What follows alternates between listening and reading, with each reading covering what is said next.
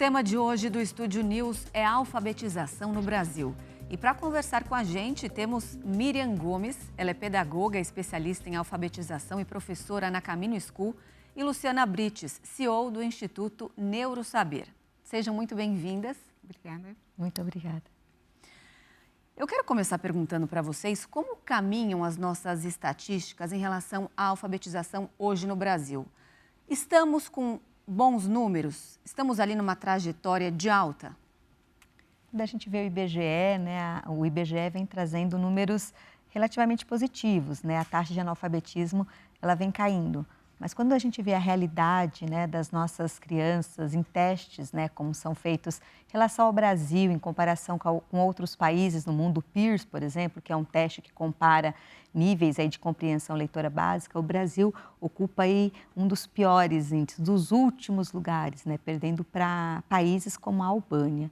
Então, realmente, hoje a alfabetização é um grande desafio para toda a educação do Brasil. Eu quero começar perguntando agora, a gente já vai chegar nos problemas sobre o processo de alfabetização. Por exemplo, a gente sabe que não é simples assim apenas saber decodificar ali as letras do alfabeto. A gente precisa também daquele letramento, que é aquele processo de interpretação. Como que isso é passado aos estudantes hoje? Sim, esse processo é muito interessante, Porque quando a gente pensa em alfabetização, simplesmente pelo processo de codificação e decodificação, que seja a escrita e a leitura, é muito raso ainda, Então, hoje, todo o processo de alfabetização, ele vem com letramento, porque, na realidade, nós estamos inseridos dentro de um mundo letrado. A gente não considera mais as crianças hoje como sendo algo uma criança como se ela fosse vazia, se ela não tivesse conhecimento nenhum. Não, a criança hoje ela já traz muito conhecimento e ela está inserida dentro de um contexto totalmente letrado. Então, desde que ela sai de casa, as placas, as sinalizações. Então, hoje o conceito de alfabetização contribui muito para que a criança, já desde pequena, ela consiga refletir sobre o que ela lê, refletir sobre o que ela escreve e, assim, se tornar um leitor competente, capaz de saber avaliar aquilo que ele lê, as informações que chegam até ele. Antigamente, quem sabia assinar o seu próprio nome já era considerado alfabetizado. Hoje em dia não é mais assim.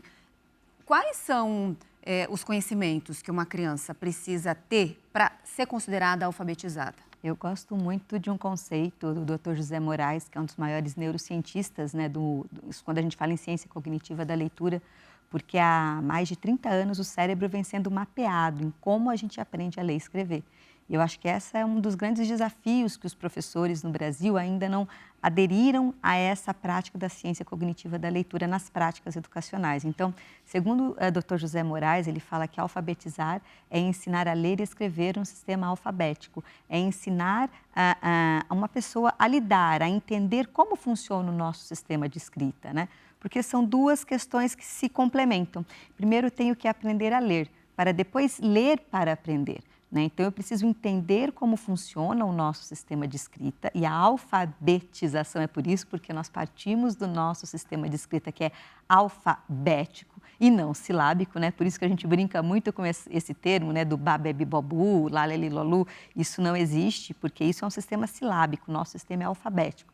Então, o Dr. José Moraes fala muito isso, que primeiro a gente precisa fazer que essa criança, que esse adulto, enfim, o conceito de alfabetização, ele permeia aí diversos tipos, tanto a criança, adolescente ou adulto, ser capaz de entender como funciona o nosso sistema de escrita, E é muito legal a gente entender que o nosso sistema de escrita, ele nasceu justamente tentando mapear os sons da fala. Não sei se você sabe disso, mas assim, o nosso sistema de escrita, alfabeto, porque antigamente o sistema de escrita ele era ideográfico, então eram sinais que se juntavam e formavam escritas.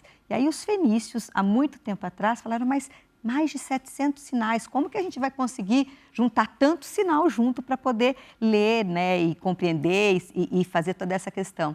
E aí eles começaram a mapear os sons da fala, e para cada som fazia-se um sinal. E esse eu brinco que são os precursores das letras, Então, o nosso sistema de escrita, ele nasce de um mapeamento dos sons da fala e, a partir daí, temos o precursor aí do nosso alfabeto, que foi o alfabeto fenício. Depois nós tivemos o alfabeto grego, que colocam as vogais, até chegar ao nosso alfabeto latino. Então é uma história muito rica, muito bonita e que a gente tem que resgatar esta história no processo de alfabetização junto com os nossos alunos. Eu tenho um filho de 8 anos, acabou de fazer 8 anos, que está nesse processo de alfabetização. Eu vejo um pouco de diferença no modo que ele está aprendendo, porque eu sento junto para estudar, do modo que eu aprendi há décadas atrás. Existe mesmo essa diferença? Sim, sim, existe, né? Existe uma reflexão sobre aquilo que a criança sabe sobre a escrita. Então, a partir do momento dos conhecimentos que ela já tem, normalmente lá com os pequenininhos a gente começa a partir do nome. O nome é o grande percussor de todo esse processo. E tem essa questão do vínculo também, né? O nome, a identidade, o nome do pai, o nome da mãe. Então, tem uma questão funcional também aí da escrita. Então, todo esse trabalho de reflexão que é feito a partir dessas palavras constrói todo um conhecimento mais substancial sobre o processo de escrita. Sim. É muito importante a gente saber também que o nosso cérebro ele não foi feito para ler e para escrever. Existe toda uma neuroplasticidade no nosso cérebro e também toda essa questão no neurodesenvolvimento, né, que a gente estava até falando, né, Miriam, a importância da educação infantil, não como uma etapa que vai se alfabetizar, mas vai desenvolver os precursores para a alfabetização. Né? Então, é muito legal isso, porque o nosso cérebro ele não nasceu para ler e escrever, assim como ele aprendeu a falar. Então, ler e escrever não é algo natural. Às vezes a gente fala assim, mas só dispor a criança a textos, a palavra. Não, ela precisa de um ensino sistemático, explícito, e ele é uma neuroplasticidade que acontece em uma área específica no nosso cérebro, por volta de 5 até os 7 anos, 7 anos e meio, que tem a explosão ali dos neurônios em determinadas áreas, e aí a gente consegue fazer com que a criança seja alfabetizada. Por isso que é mais fácil alfabetizar uma criança do que um adulto. Interessantíssimo. Eu quero aproveitar essa sua fala para pegar um gancho, que a gente espera ali que uma criança esteja alfabetizada até os primeiros anos ali do ensino fundamental. Existe uma idade limite, uma idade padrão? Até determinada idade eu tenho que estar sabendo ler e escrever? Ou isso é muito individualizado, depende ali da capacidade cognitiva de cada criança? Tem um estudo da doutora Fumiko Roef, da Universidade da Califórnia, que ela começa a mapear a área temporal esquerda, que é a área cerebral responsável pelo processamento de leitura. E ela fala que essa área ela começa ali a se desabrochar, né? Começa a desabrochar ali todos os neurônios aproximadamente por volta dos 5 anos e ela tem o seu fechamento por volta dos 7 anos e meio, 8 anos, né? Mas ela tem o seu ápice aí por volta dos 6, 7 anos. Então, essa é a idade mais propícia em que uma criança está ali, habilitada, sendo estimulada, uma esponjinha para aprender a ler e escrever. Isso não significa que ela não vai aprender depois dos 7, dos 8, 9 anos. É que essa idade, onde a gente costuma dizer, né, a grande janela de oportunidades, né? Onde está ali com tudo fresquinho e aí os neurônios começam ali, né, a fazer as conexões de acordo com todos os estímulos que são recebidos, né? Então, por isso a importância dos estímulos adequados, desde a primeira infância, né, durante toda a vida escolar. Então, o adulto que está aprendendo hoje a ler e escrever, a metodologia usada para ele é diferente da que é usada para a criança? Não, as habilidades são as mesmas. As habilidades. Sim, a gente tem um arcabouço de habilidades que são básicas, que as ciências da leitura, né, as ciências cognitivas falam, né, que é vocabulário, compreensão oral, consciência fonológica e conhecimento alfabético. Essas são as bases para a alfabetização de qualquer pessoa, seja ela adolescente, criança, adulto, uma criança atípica, todas elas precisam passar por essas habilidades que são metacognitivas, que fazem parte dos processos cognitivos. Então, é muito interessante a gente ver isso, porque isso é muito... a gente estimula muito isso na educação infantil. A gente sempre falou, né, e a Miriam trabalha muito com isso, a gente fala de jardim da infância. Por que chama de jardim? Eu sempre gosto muito de usar essa expressão, jardim, porque é no jardim que a gente vai adubar a terra. Então, é exatamente isso, como se a gente estivesse preparando ali todo aquele cérebro para o desenvolvimento que vem depois no fundamental, né? Eu considero também, eu olho muito a educação infantil, eu penso como sendo a base, né? Se a gente fizer uma analogia com relação à construção de um edifício, construção de né? De um edifício, de uma casa. Isso. Então, se a base ela não é sólida, se essa base não está bem estruturada, como que ela vai conseguir sustentar o que vem acima? Então, assim, eu acredito verdadeiramente nesse investimento na educação infantil, principalmente no processo de alfabetização. Isso não significa que a criança já tem que estar lendo e escrevendo. Não, não é esse o caminho. Os pais ficam até ansiosos, né? Tipo, ai, quero ler logo, quero escrever logo. Aí eu falo, acho que os pais querem que a criança alfabetize cedo, porque, nossa, provavelmente ela vai ser mais apta para fazer vestibular. E não tem nenhuma pesquisa em evidência científica, neurocientífica, que tenha uma relação entre a alfabetização precoce e bons índices. Muito pelo contrário, né? Você acaba desenvolvendo ansiedade, acaba fazendo com que a criança fique mais ansiosa, nervosa, enfim. E aí não adianta o pai falar, não, mas eu não forço. Mas a criança percebe que o pai está lá, ai, vai, já conseguiu ler, já conseguiu. Então, a criança percebe muito isso. Então, a gente também, né, enquanto pai, mãe, a gente tem que tomar muito cuidado para não fazer dessa fase uma tortura para a criança também, né? Total, porque acho que essa leitura que os adultos fazem hoje é que o ler é simplesmente o decodificar, né? E o que a gente trabalha não é só o decodificar, é compreender realmente aquilo que está sendo lido, compreender como se dá todo esse processo, né, de aprendizagem. Então, controlar a ansiedade dos adultos é um dos nossos desafios com relação a esse processo de alfabetização das crianças.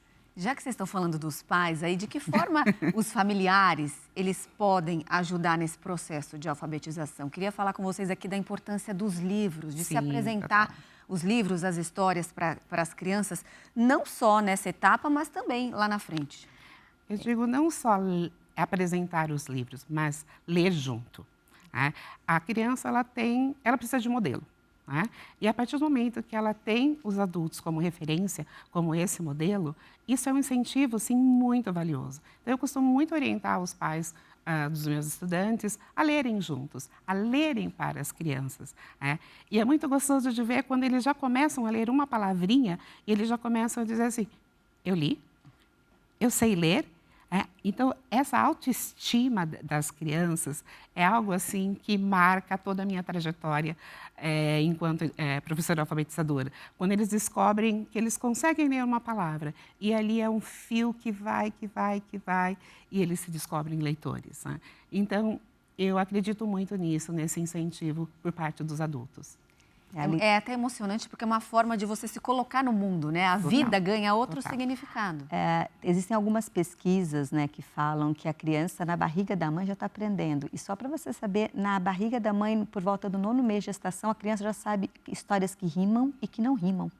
E a rima, por exemplo, ela é uma habilidade dentro da consciência fonológica que ela é básica para o processo de decodificação e depois para o processo de compreensão. Então, é uma coisa tão importante, eu sempre falo que não existe IDEB 10 com pré-natal 0. Porque todo o desenvolvimento infantil, por exemplo, quando você lê para o seu filho, né, desde a barriga, e lá com um aninho, com meses, você está desenvolvendo vocabulário. E as pesquisas já falam que vocabulário desenvolvido de 0 a 3 anos tem uma relevância muito maior para ler e para escrever do que mostrar letra. A gente fica lá querendo mostrar letra, achando que a criança... não, o vocabulário é super importante e isso se dá por meio leitura de livros, contação de histórias, conversa com as crianças, né? Hoje a gente está aí, infelizmente, imerso na tristeza do tablet e do celular, sendo que a gente tem que entender que esse neurodesenvolvimento, que a Miriam falou tão bem, que é a base, e realmente 90% do nosso cérebro, a gente desenvolve ele de 0 a 6 anos.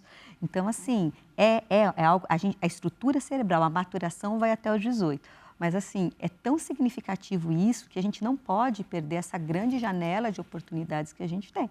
Então, vocabulário de 0 a 3 a 4 anos depois, atividades estruturadas. Aí sim, mostrar a letrinha, o sonzinho da letra. Mas não que eu não vou mostrar antes, posso mostrar. Sim. Mas o que acontece é que às vezes os pais ficam lá querendo mostrar a letra para o bebezinho, para ver se alfabetiza. E aquela hora é hora de interagir, de criar, de ganhar vocabulário, para que depois isso seja desenvolvido. É interessante perceber que a gente tem o costume de simplificar as palavras para as crianças, achando que elas não são capazes de compreender ou de reproduzi-las, né? Então, vou simplificar esse vocabulário, não há necessidade, por exemplo... Eu faço isso quando eu estou lendo história para o meu de 3, aí esses dias ele pegou um livro na biblioteca e eu vi, essa palavra é muito difícil, ele não vai entender. Aí eu tento substituir. Então, por exemplo, onomatopeia, né? Que é uma palavra muito difícil. Então, como que eu vou falar sobre onomatopeia com as crianças na fase da alfabetização? Eu vou dizer onomatopeia. Como que eu vou chamar o nome dos sinais gráficos? circunflexo, agudo. E eles se apropriam disso, eu não preciso usar recursos. Eu posso até usar se eu quiser.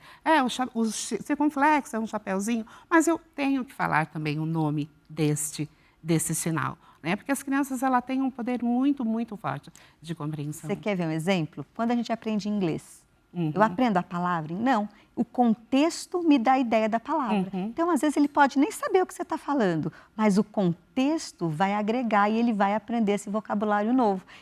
Mas isso quer dizer, porque como está no contexto, ele acaba decifrando o vocabulário. É igual a gente quando aprende inglês. Acontece muito isso, a gente aprende muito por contexto. E a criança também acaba acontecendo isso. E mesmo quando nós aprendemos a nossa língua materna Sim. mesmo, então se você for toda hora parar e procurar num dicionário, você já perdeu um tempo significativo.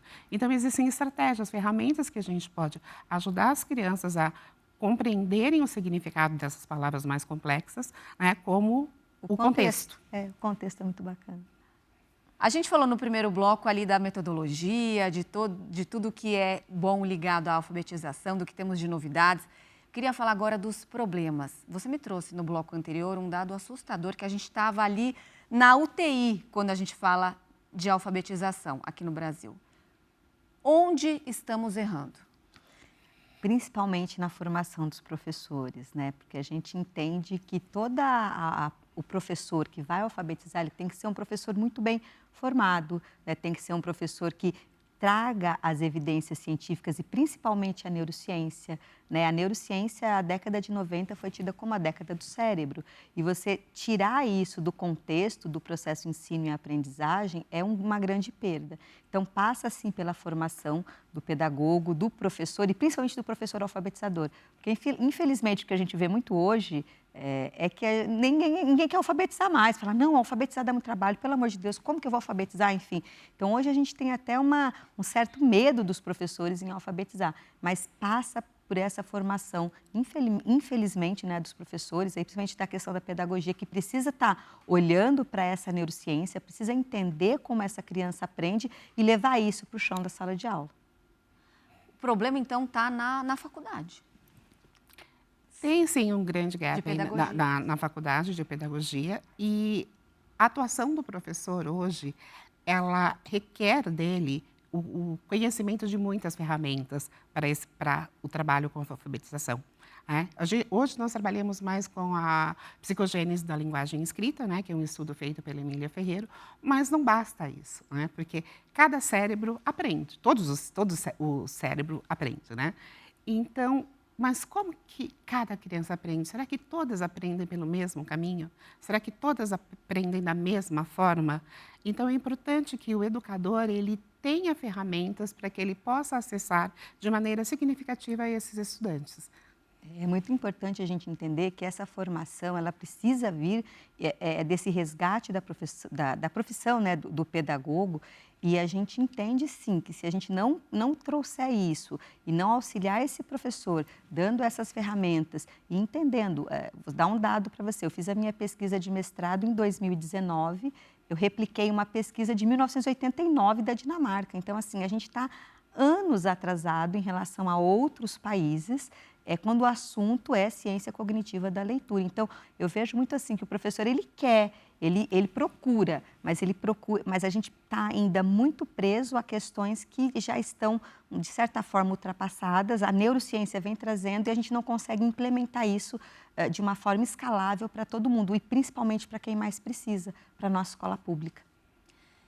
Quanto à evasão escolar, ainda é um problema? É grande, principalmente quando a gente vê no Fundamental 2. Porque quando a gente tem o Fundamental 1, você acaba tendo a progressão automática, que também é uma questão importante, porque muitas crianças acabavam se evadindo e tal. Mas essa questão da progressão automática, ela foi elevando esse problema da alfabetização, porque o que acontece? Esse aluno do primeiro para o segundo ano passa, do segundo para o terceiro passa, aí chega lá no quinto ano, passa para o sexto, e o que a gente vê é um exército de crianças, adolescentes analfabetos que estão chegando no 6º ano e muitas vezes esse professor do Fundo 2, e detalhe, né, eles têm português, matemática, ciências, várias disciplinas, isso é a realidade que a gente vê da escola pública. Então, assim, o professor ele não sabe se alfabetiza, se cuida, se dá matéria, enfim. Então, está chegando uma série de crianças, né, de adolescentes analfabetos e esses professores, eles precisam dar conta. Então, está acontecendo um grande gargalo que a gente acaba vendo aí no Fundo 2 e isso acontece, índices de evasão escolar, isso só vai aumentando, né? A gente vê dentro dos índices educacionais isso sendo uma coisa comum e frequente. E a realidade também do nosso público, né, que é a questão do trabalho, né? Então, muitos adolescentes deixam de estudar para trabalhar. Eu fui uma adolescente que eu comecei a trabalhar aos 15 anos de idade, mas eu não parei de estudar. Mas foi muito difícil, mas eu tinha uma determinação muito forte dentro de mim. Então, eu fui lá, fui à luta. Então, mas a gente sabe que a realidade no nosso país, não é fácil. Então, muitos acabam optando, olha, não tenho condições, moro longe, as escolas não têm, eu não tenho acesso à escola próxima à minha residência ou próxima ao meu trabalho e acabam optando simplesmente pelo trabalho. E aí é uma das questões, né, mais complicadas. E uma das coisas importantes, quando a gente vê os dados, principalmente do Fundo 2, em relação ao PISA, que é o Programa Internacional de Avaliação, que o Brasil, e a gente vai falar assim um pouco de pandemia, né? O que aconteceu na pandemia? Mas desde 2018, o PISA, ele avalia ali adolescentes, né? E o PISA, em 2018, já falava que o Brasil ia demorar 260 anos para atingir nível de leitura de países desenvolvidos. Isso antes da pandemia. Então, assim, o nosso problema de alfabetização, de compreensão leitora, isso em português. Se a gente for ver em matemática, a coisa está muito pior. Então, assim, são problemas crônicos que a gente vê no Brasil e que acontecem aí há muito tempo, né? Há muitos anos e que a pandemia veio aí para só acentuar ainda mais esses problemas. Eu ia te perguntar, quão forte foi a pandemia nesse processo de alfabetização, no ensino, principalmente infantil? A gente conseguiu retomar, pelo menos, os níveis que a gente tinha antes? Eu ouvi ali muitos educadores na época dizendo, olha, os impactos realmente só serão sentidos daqui a muitos anos, serão a longo prazo. É realmente por aí? Ainda é cedo para a gente dizer, olha, conseguimos ou não conseguimos. Temos aí uma longa jornada pela frente ainda, principalmente porque muitas crianças foram, e famílias, né, adultos, questões emocionais, né? E a gente não pode separar essa questão cognitiva da questão emocional. Então, até que a gente consiga estabilizar tudo isso, que as pessoas consigam ficar mais estáveis, né, emocionalmente, a gente ainda tem uma longa jornada pela frente. Teve um estudo muito interessante feito pela ONG Todos pela Educação, que eles falaram que quando você perguntava para os pais, né, em 2019, o seu filho sabe ler? 24% falavam que não, que eles não sabiam ler. E depois da pandemia, 2021, parece, esse índice subiu para 40%. Então, quando o próprio pai já percebe essa dificuldade, isso é muito relevante. Então, a pandemia, sim, eu falo que ela só dificultou algo que já estava muito ruim, mas, por outro lado, também agora, né, o Brasil está começando a ver essa questão da alfabetização, porque a alfabetização, eu falo que ela é o primeiro degrau do processo de escolarização. Tudo depende de leitura e escrita, né? E principalmente, eu gosto muito de falar isso para os mais carentes, para os mais pobres. Enfim, eu fui aluna de escola pública a vida inteira.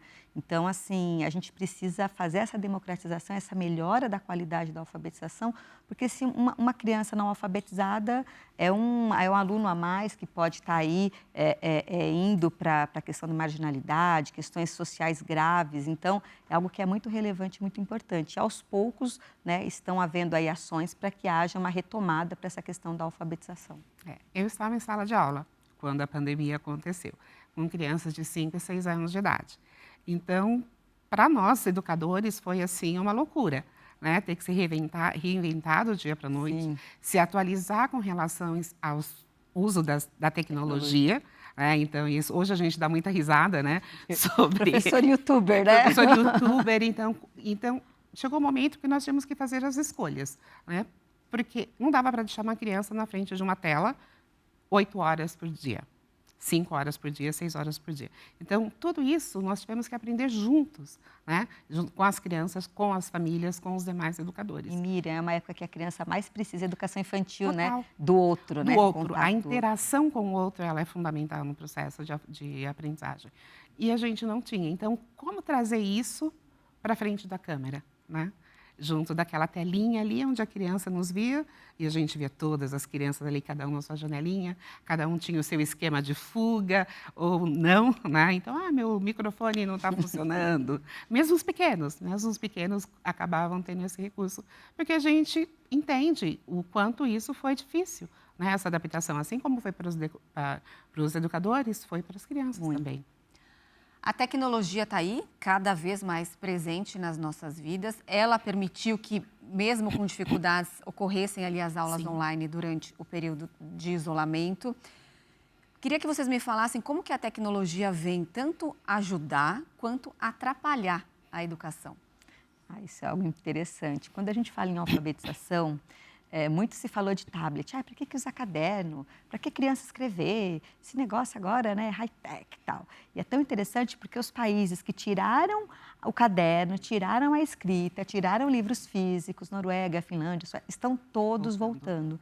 Então, já tem pesquisas que demonstram que, principalmente durante a alfabetização, a utilização da escrita é muito importante. É importante a gente entender que primeiro a gente aprende a ler para depois escrever. Mas no processo de leitura é muito importante a gente estar utilizando essa abordagem. O estímulo, né? O estímulo multissensorial, porque a mão auxilia muito nesse processo de alfabetização. Então, foi feita uma pesquisa falando, olha, se a gente colocar uma criança para se alfabetizar no tablet e escrevendo, qual que vai se alfabetizar melhor? O que é alfabetizar melhor? Vai errar menos, vai lembrar melhor das letras, vai conseguir melhor a criança que escrevia. Então, a escrita, ela é uma forte aliada no processo de alfabetização.